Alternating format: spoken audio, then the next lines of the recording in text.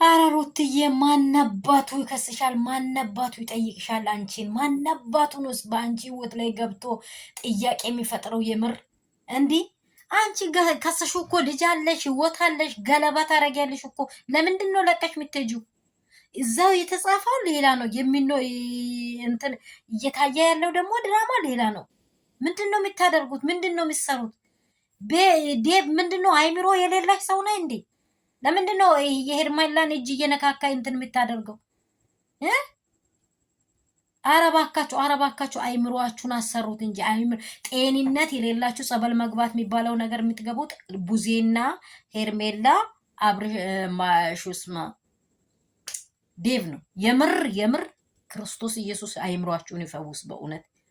እንዴ ልጅቷ ለምን አልቃወሰችም? ልጅቷ ለምን የሆነ ነገር ላይ አልወደቀችም ብላችሁ ነው? እኔ ምንም ብትሉት 100 እጥፍ ብታውሩት ሩታ አብርሽ ህይወት አትወጣም፣ አትለይም።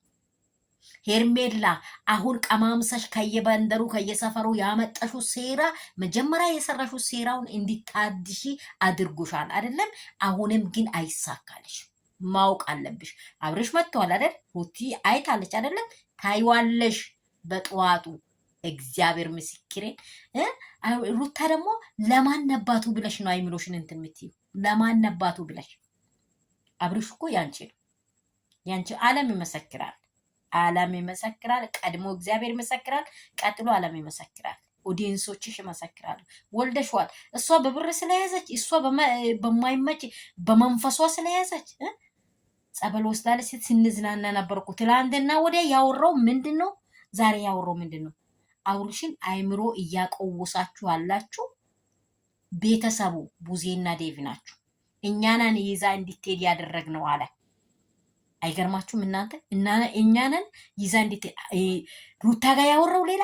በሳምንት 3 በዚህ 3ቱ በአብርሽ ካሄደው 3ቱ ቀን ላይ 3 ሚላስ በኢየሱስ ስም ዴቭ አንተ ምላጭ ነህ። በጌታ በኢየሱስ ማራ ሳቲ ብለ መንፈሴ በጣም በጣም በጣም ክፉ ነው። በቃ የሆነ የማይወጋ መሳሪያ ነው በኢየሱስ። ሩትያ ይዞሽ መቼም ቢሆን አብርሽ ከወጥሽ አይለይም። የተጻፈው ሌላ የሚታየው ሌላ ሆኗል አይደለ? ሰላም ቤተሰብ፣ ያየነው ሁሉ ነገሮች ልብ የሚያወርድ ሊመስል ይችላል ሁኔታው። አብርሽ ቤተሰቡ ጋር ቢሄድም ከቡዜ አንዳች በትዳር ህይወት ላይ እጅ ልታስገባ አትችልም። ሩታ አሁን ትክክለኛ መንገድ እንድትሄድ እነርሱ ያደረጉት ትክክለኛ መንገድ እንደ በርበሬ ታራግፋቸዋለች። በምን በእውነተኛ መንገድ ማለት ነው። ሰላማችሁ ትርፍ ብዝት ይበል የኔ ውዶች፣ የኔ እንቆች። ምንም ልባችሁ አይውረዱ። ሩታዬ እንደምታሸንፍ እንደመጣ አብርሽ በሁለቱም አብርሽ ላይ ደግሞ ህይወቱ ላይ ያለ ነገር ነው። ወዲና ወዲ እያደረገ ያለው እንዲህ እያደረገ ነው። የምር ነው የምላችሁ። ውሃ ውስጥ የቆማ እንጨት እንዲህም ይሆናል። እሱን ትቆፈቅፋለች። እጇን እዛ ውስጥ አስገብታ ትኮረኩረዋለች። ምን በመሳሪያ እያንቀሳቀሳች እንደሆነ አላቅም። ወጋዋት